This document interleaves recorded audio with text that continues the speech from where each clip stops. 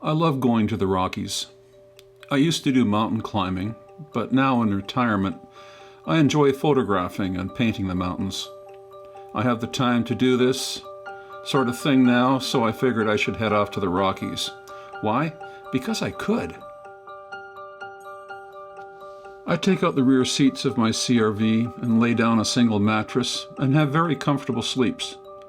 My base camp shelter allows me to cook and sit out of the sun, snow, or rain. Mornings can be cold in the spring, but with proper clothing, I'm very comfortable and find the chill almost stimulating.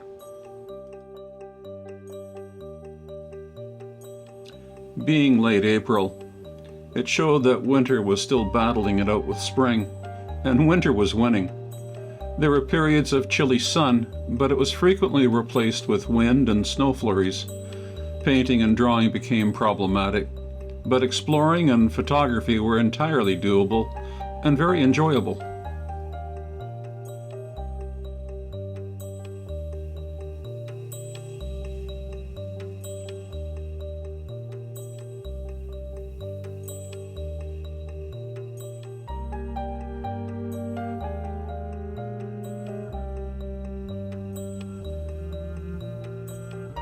Little did I know that a forest fire would ravage the Jasper area a few short months later, and many people would lose their homes and businesses.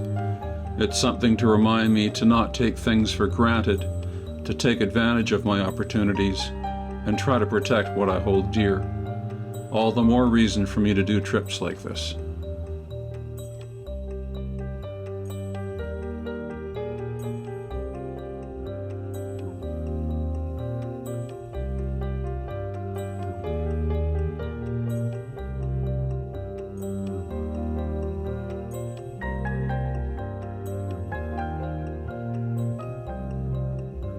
Just east of Jasper, there are signs of a previous forest fire. It's interesting to see how grasslands quickly develop, providing food for various animals.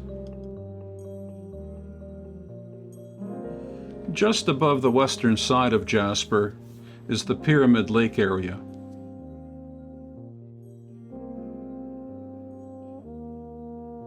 In spite of the bright cold weather here in Jasper, the forecast for my upcoming 3 nights camping in Banff was to be sleety, snowy, breezy, and dismally gray.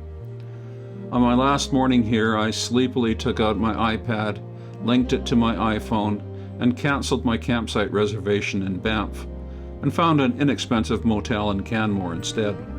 All from the warm comfort of my down sleeping bag in the back of my CRV. You gotta love some aspects of modern technology.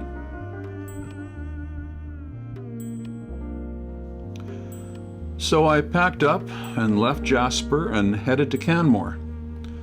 On the way, I relived cycling this highway a number of times with my good friends from our Red Lobster Outdoor Club.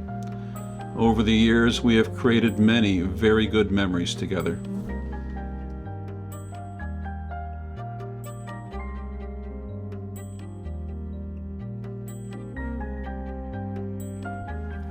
Way back in 1978, my friends Chris and Chuck and I did some climbing in the Bugaboos and then came to the Rockies to climb Mount Athabasca via the Silverhorn Ridge. We got up rather late one morning and made our way to the base of the ridge to find we were in for an ice climb, not the easy snow climb we expected. We did the climb to the summit and had another great adventure. Those are very fond memories.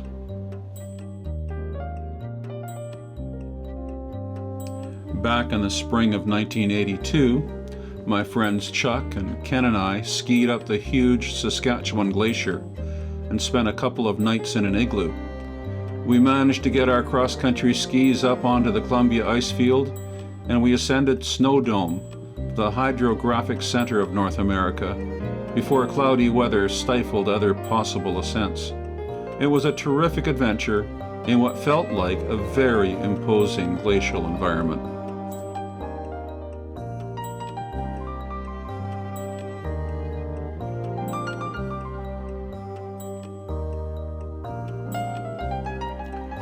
As I got further south and closer to Banff, the weather got cloudier and damper. I paint with water-soluble oil paints. Rain and sleet make for a very teary painting. Drawing likewise suffers from moisture, unless you like wrinkled paper.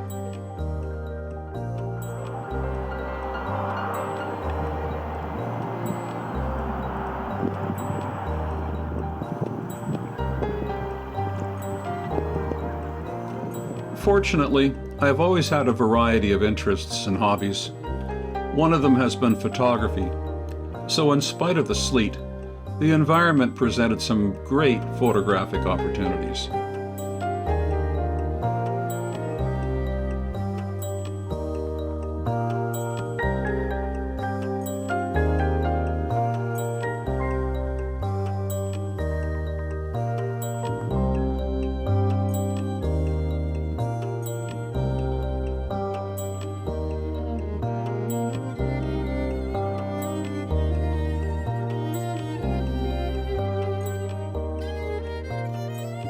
Besides the photography, I enjoyed visiting the art galleries in Banff and Canmore. After 2 nights in my motel, I stayed with the Reynolds in Canmore and enjoyed their generous hospitality.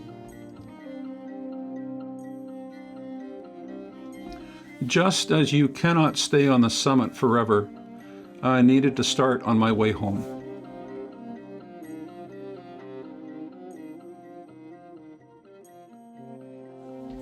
While going through Rogers Pass, I marveled at the mountains and gazed up at Mount Sir Donald and thought, did I really climb that thing? Yes, I had. I had trained with my friends and taken advantage of that opportunity so many years ago. Not being able to do it now, I'm so very glad I did.